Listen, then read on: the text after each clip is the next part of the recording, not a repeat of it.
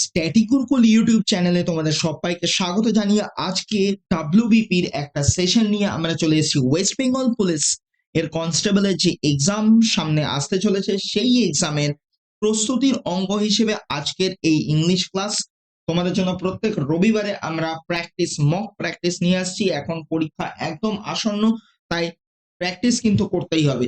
তো চলো আমরা দেখে নিই আমাদের ফার্স্ট কি কোয়েশ্চেন আছে। তোমরা জানো মাত্র 10টা ইংরেজি কোয়েশ্চেন করতে হয়। তো আমরা কিন্তু প্রত্যেকটা ইংলিশ ক্লাসের 10টা করেই কোয়েশ্চেন সলভ করব। ফার্স্ট যে কোয়েশ্চেনটা কি আছে, বলছে select the synonym of brief. Brief brief মানে কি? ব্রিফ মানে হলো সংক্ষিপ্ত। সংক্ষিপ্ত, সেই সংক্ষিপ্তের আমার সিনোনিম বা সমার্থক শব্দ জানতে চাইছি। চারটে অপশন দিয়েছে আমাকে: long, large, short, wide. Long বড়, লার্জ বড়, ওয়াইড চওড়া, শর্ট। শর্ট হচ্ছে একমাত্র শব্দ। শর্ট মানে আমরা কি জানি? ছোট, সংক্ষিপ্ত। ঠিক আছে?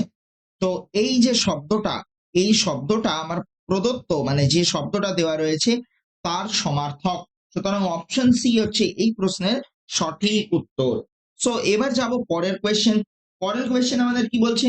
বলছে select the antonym of the word victory. Victory মানে জেতা, তার একটা আমার কি করতে হবে? বিপরীত শব্দ বাছতে হবে। সাকসেস, সাকসেস মানেও সাফল্য। উইন এটাও বিজয় বোঝায়। উইন সেটাও জেতা বোঝায়। ডিফিট, ডিফিট মানে পরাজয়, যেটা হচ্ছে এই ভিক্টরি শব্দের সঠিক বিপরীত শব্দ। তোমরা কিন্তু এটাকে একটা মক টেস্ট হিসেবে নিয়ে নাও এবং প্রত্যেকটা কোয়েশ্চেনের সঠিক আনসার কি হবে বা সেটাকে তোমরা কমেন্ট সেকশনে কমেন্ট করতে পারো। আর একদম শেষে, ক্লাসের শেষে তোমরা আমাদেরকে কমেন্টে জানাও কার কটা কোয়েশ্চেন ঠিক হলো। চলো নেক্সট কোয়েশ্চেন, 3 নম্বর কোয়েশ্চেনে কি বলছে? বলছে he is dash honest man. এটা কি করতে হবে? fill in the blank with correct article। সঠিক আর্টিকেল ব্যবহার করে আমাকে শূন্যস্থানটা পূরণ করতে হবে। দেখো, অনেস্ট কি দিয়ে শুরু হচ্ছে শব্দটা? He is dash honest. এই শব্দটা কনসোনেন্ট, এই শব্দটা কনসোনেন্ট বা ব্যঞ্জন বর্ণ। কিন্তু ব্যঞ্জন বর্ণ হলেও ব্যঞ্জন বর্ণের আগে কি বসে? কোন আর্টিকেল আসে? আসে এ। কিন্তু এখানে এ আসবে না, কারণ অনেস্ট এইচ হলেও এইচ এর উচ্চারণ প্রপারলি আসছে না, সেখানে অ এর উচ্চারণ আসছে।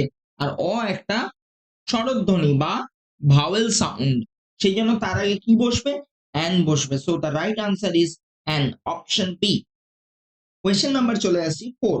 বলছে choose the correct form of verb, মানে ভার্ব বা ক্রিয়াপদের সঠিক রূপটা বেছে নিতে হবে। It dash raining since morning. Raining তার মানে এটা কি? রেনিং বৃষ্টি হয়ে চলেছে, বৃষ্টি হচ্ছে। তো একটা কাজ চলছে, কাজটা সকাল থেকে শুরু হয়েছে। সিন্স মর্নিং এখনো চলছে, তার মানে এটা কি বোঝাচ্ছে? এটা বোঝাচ্ছে প্রেজেন্ট পারফেক্ট কন্টিনিউয়াস টেন্স। তাহলে এখানে কি বসবে? এখানে বসবে হ্যাজ বিন। তো it has been raining since morning. Option C হলো কারেক্ট আনসার। যাব পরের কোয়েশ্চেন, কোয়েশ্চেন নাম্বার 5। আমাদেরকে বলছে চেঞ্জ দ্য ভয়েস। ভয়েসই পাল্টে দিতে, না গলার আওয়াজ পাল্টাতে বলেনি, শুধু ভয়েসটা পাল্টাতে বলেছে। ইংরেজিতে অ্যাক্টিভ ভয়েস থেকে প্যাসিভ ভয়েসে যেতে বলেছে। বলছে the cat killed the mouse. খুব সোজা একটা লাইন দিয়েছে, খুব সোজা একটা স্টেটমেন্ট। সোজা কথায় আমাকে কি ফর্মে দিয়েছে? Subject plus verb plus object, এরকম ফর্মে দেওয়া আছে এটা। তাহলে এটাকে আমি যখন ভয়েস চেঞ্জে যাব, তাহলে কি হবে? আগে আসবে অবজেক্ট, তারপরে কি আসবে? তারপরে আসবে আমার ওয়াজ, ওয়্যার। কেন এটা দেখো পাস্ট টেন্সে দেওয়া আছে, আমি বুঝতে পারছি। তাহলে ওয়াজ, ওয়্যার, তার সাথে আসবে ভার্বের 3 ফর্ম, বি3 ফর্ম, আর আসবে সাবজেক্ট। তাহলে এখানে ইজ দিয়ে যেটা আছে সেটা বাদ চলে গেল। এটা হ্যাজ বিন বাদ যাবে, হ্যাড বিন বাদ যাবে। আরেকটাই অপশন পড়ে আছে, অপশন বি। দেখো মিলিয়ে দেখো, এটাই আসছে। The mouse was killed by the cat. So option B is the right answer. যাচ্ছি আমরা পরের কোয়েশ্চেন, কোয়েশ্চেন নাম্বার 6। কি বলছে? বলছে choose the meaning of the idiom a bolt from the blue.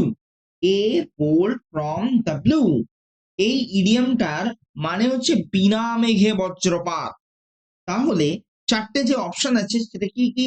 A delayed event, a complete surprise, a thorough search আর lucky escape. এর মধ্যে সঠিক উত্তর কোনটা হবে? Complete surprise.